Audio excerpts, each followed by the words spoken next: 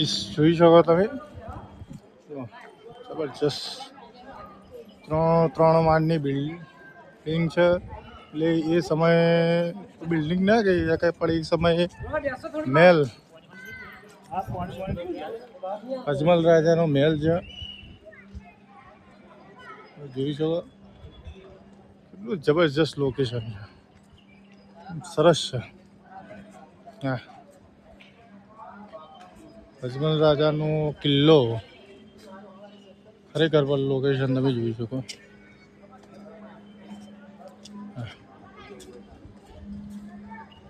ખરેખર આ જોવાલાયક છે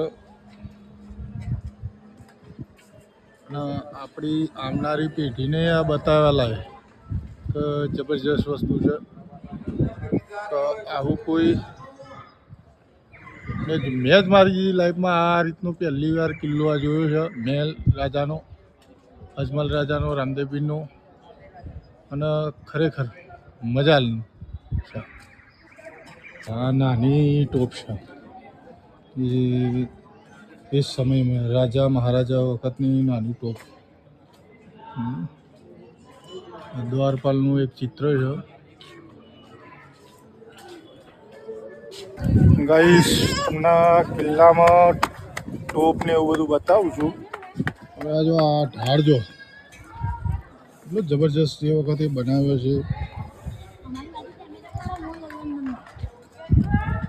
ચડવું કાઠું કામ કાજો ગાઈસ જબરજસ્ત છે ભાઈ. કિલ્લો ફરવા લાયક છે, ખાલી જોઈ છો.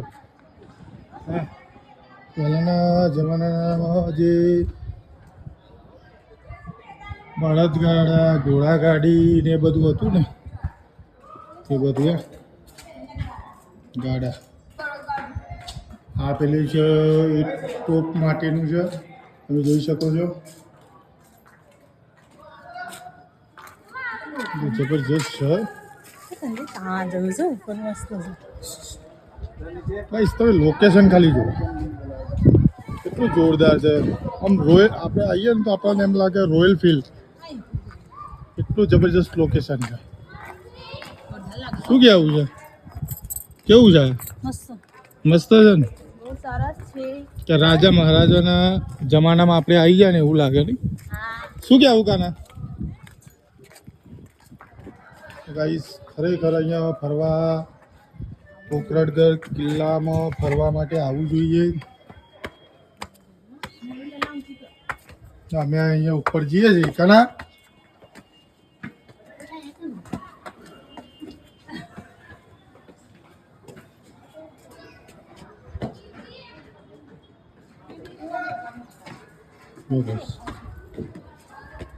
કેટલો સુંદર નજારો, જબરજસ્ત નજારો છે.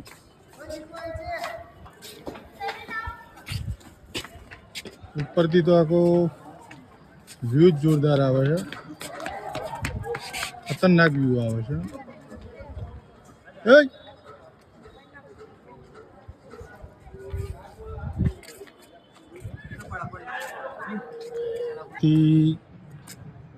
સિટીનો વ્યૂ બતાવવાનો કોશિશ કરીશ.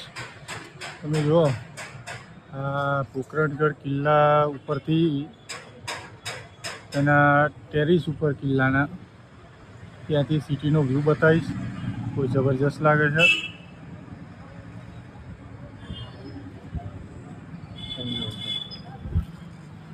જબરજસ્ત. અમુક એરિયા રસ્ટિકેટ એરિયા છે તો ત્યાં ટુરિસ્ટને જવાની પરવાનગી નથી અને અમુક રેસિડેન્સી થઈ ગઈ. જબરજસ્ત છે ને.